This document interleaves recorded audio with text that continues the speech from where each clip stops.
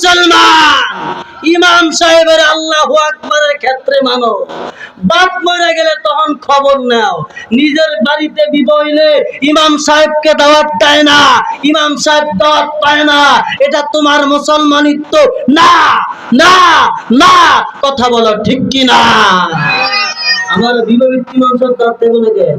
আর কিছু ভণ্ড মুলবি আছে, হুজুরা চিল্লায় কয় বিয়ার দিন গান বাজা বাজাবেন না। তো মুসল্লিরা তো কয় হুজুর গান হুজুর কইছে, হেতে কয়া যাক গিয়া, কিন্তু বিয়ার সময় তো দাওয়াত দেয় না। আরে হুজুর আইন না, হেতে বিয়া হয় আছে না, আছে না?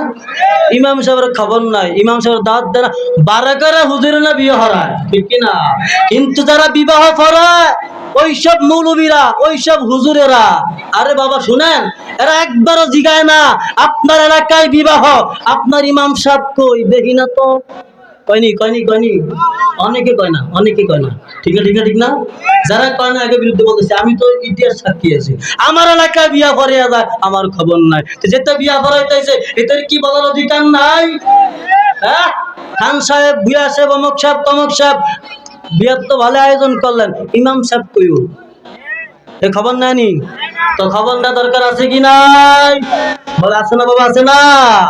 এই বাবা দিরা ভাইরা, এই সব অন্যায় গুলা যারা করে এরা মুসলমানের কাতারে পড়ে না। কথা বলেন ঠিক কি না? আল্লাহ আমাদেরকে হেদায়েত দেন। আর জোরে কন্যা আমিন।